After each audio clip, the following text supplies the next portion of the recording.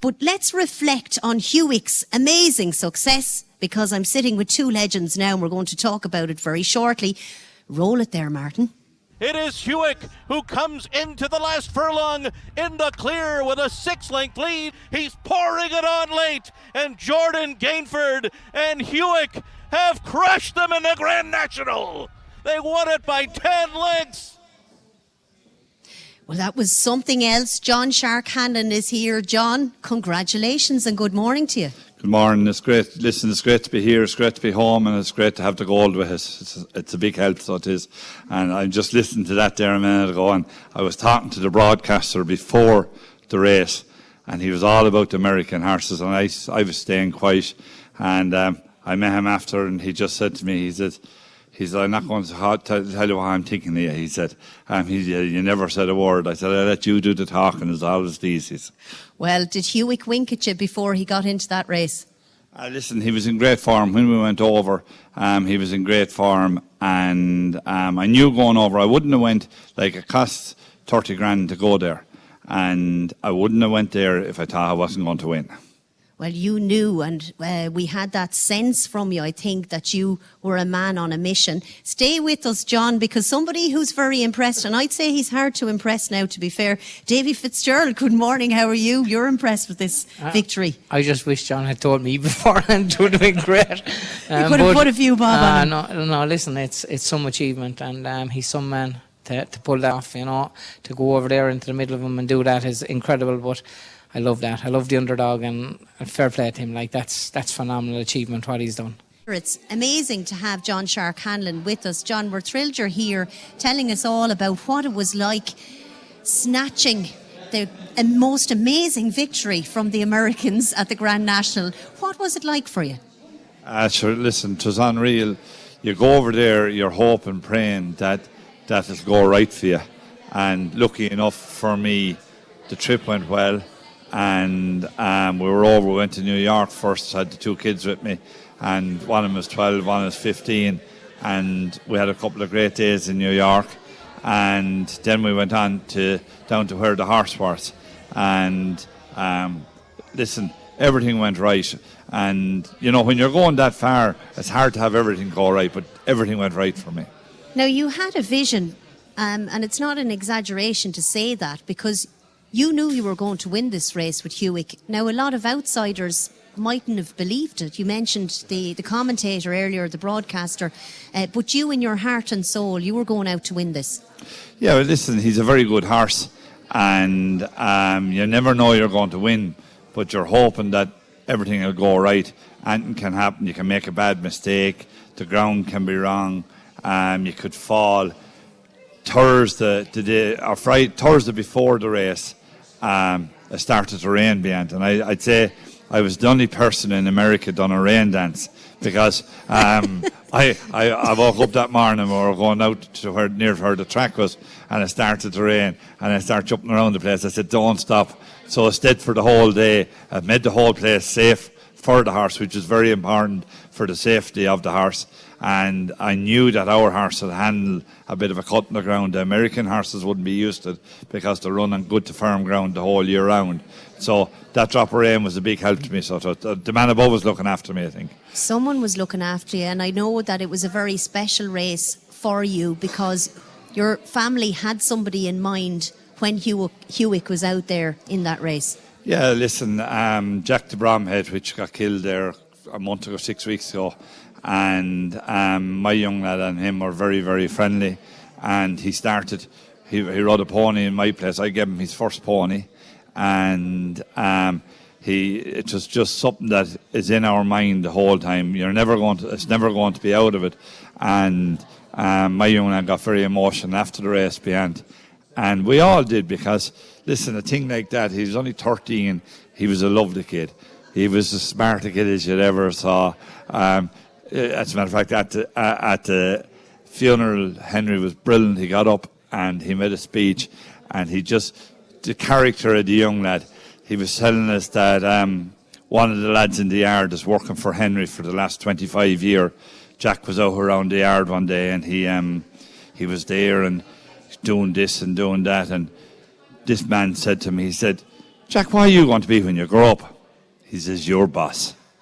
And I thought it was brilliant. I thought it was a brilliant story for a young lad, 13 years of age, to come out and say it.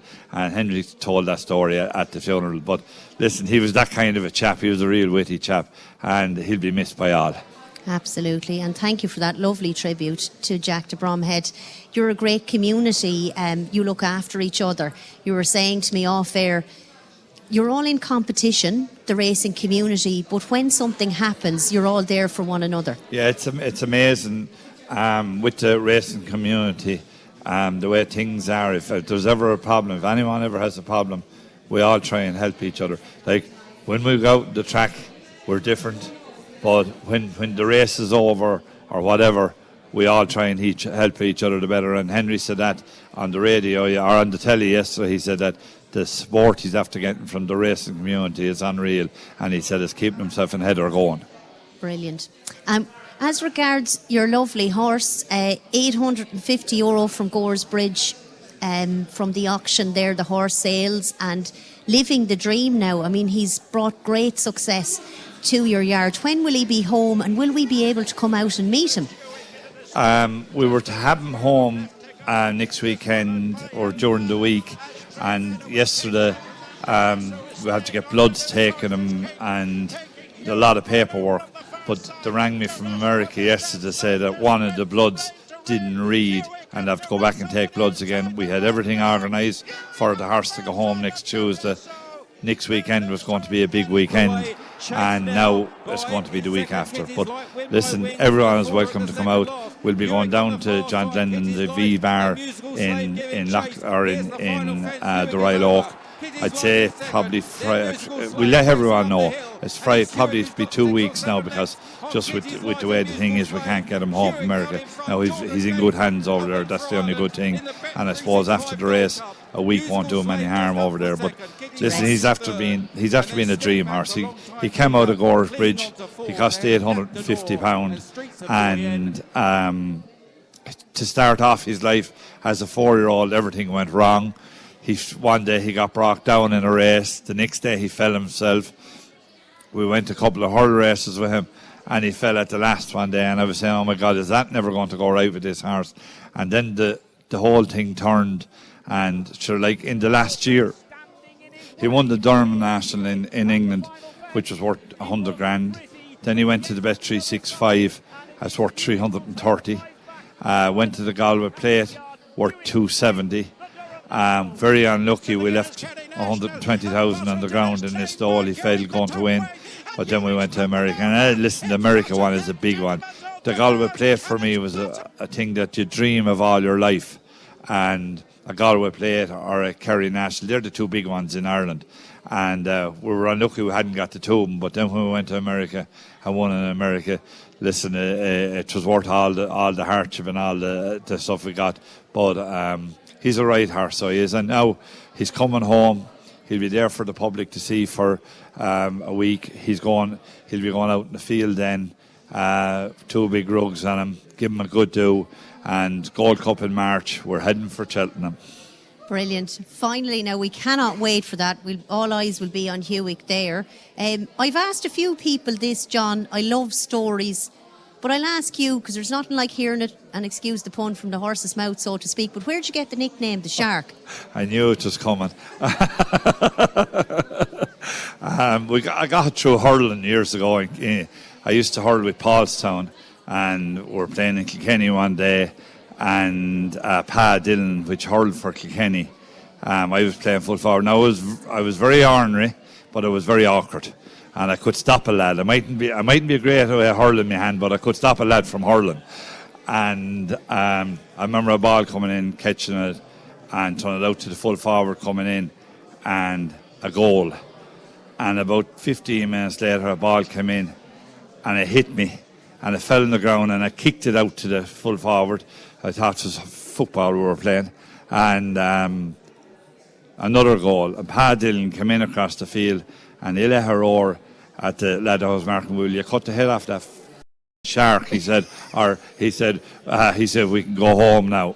So that's the story of it. That is the story. Well, listen, we've really enjoyed your company. We really thank you for coming to us and celebrating with Bernard and the team on their 20th birthday. Wishing you all the success in the world. You truly deserve it. You're a great person, a great ambassador for sport for our lovely county. It is. It's great. Listen, it's great to be involved with sport and with everything. We have a great county, so we have, and it should be well appreciated. So, but listen, the horse will be coming home, and when the horse is coming home, I'll let you know, and you can let the people know, and you're all welcome. Thank you very much. I cannot wait to meet Hewick. Thanks to John Shark Hanlon for joining us and telling us even where he got that name.